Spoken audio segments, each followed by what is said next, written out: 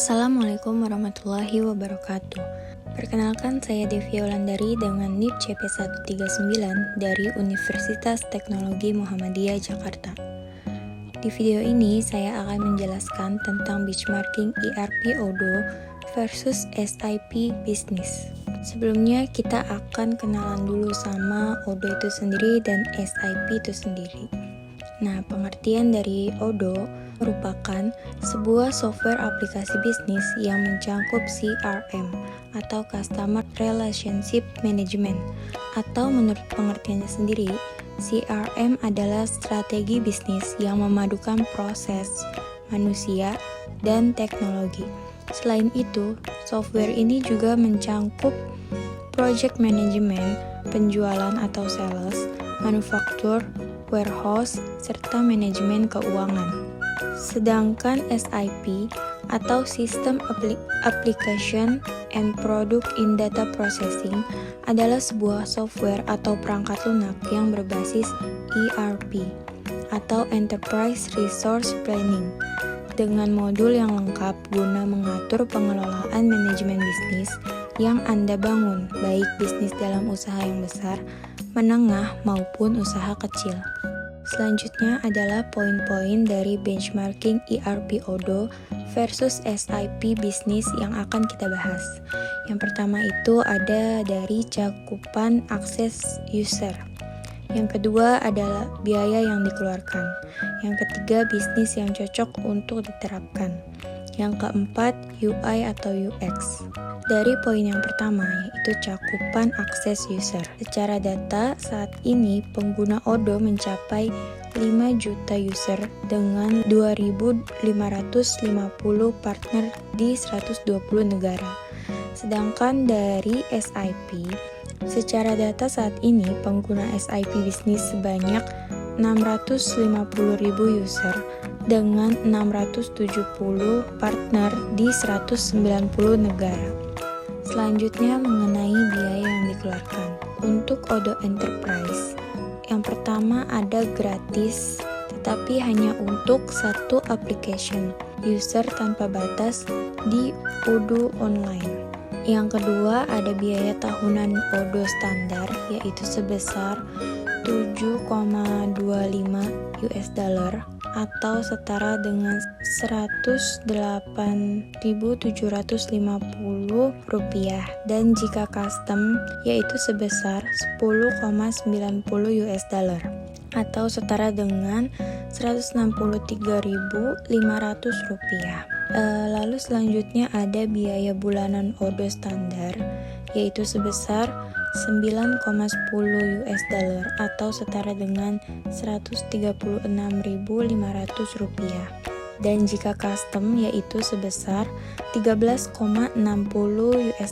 atau setara dengan Rp240.000. Sedangkan dari SIP bisnis sendiri yaitu sekitar Rp185 juta, itu termasuk 3 user untuk versi basic atau hanya inventory, accounting, purchasing, dan sales. Selanjutnya sekitar 1,74 miliar yang dalam rinciannya itu 820 juta untuk lisensi dan 920 juta untuk konsultasi dan implementasi, paket lengkap, dan 15 user. Pilihan selanjutnya ada di 46 juta per tambahan professional user. Lalu ada 24 juta per tambahan limited user, 3 juta sampai 6 juta rupiah per Monday konsultasi dan implementasi.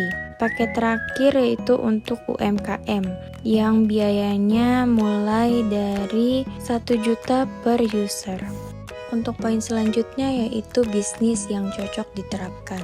Nah, di sini untuk Odoo itu sendiri menawarkan fleksibilitas karena dapat digunakan untuk berbagai industri, jenis produk, budaya kerja, hingga pola bisnis seperti B2C, B2B, dan B2B2C. Contohnya pada bidang food and beverage atau food and B, manufaktur, e-commerce, dan trading.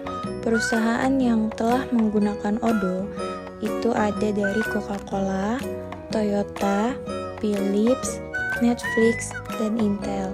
Lalu kita beralih ke SIP. SIP sendiri dapat diterapkan di berbagai jenis bisnis dan industri. Contoh bisnis yang cocok untuk diterapkan menggunakan SIP adalah manufaktur, distribusi dan grosir, keuangan dan akuntansi. Nah, berikut contoh perusahaan yang telah menggunakan SIP, yaitu Telkomsel, Bluebird, Aqua, Pertamina, dan Daihatsu Motor. Untuk poin selanjutnya yaitu UI atau UX Odoo. Nah, di situ ada gambar. Untuk user interface Odoo cenderung dianggap lebih intuitif dan mudah digunakan, terutama untuk pengguna awal. Tampilannya lebih sering diatur dengan tata letak yang jelas dan menu navigasi yang sederhana. Selanjutnya UI atau UX SIP. Berikut adalah gambar.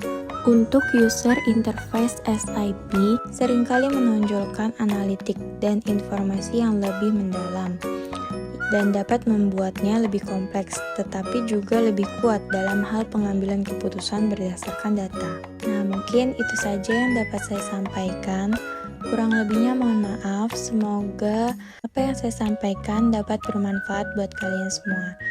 Sekian dari saya, wassalamualaikum warahmatullahi wabarakatuh.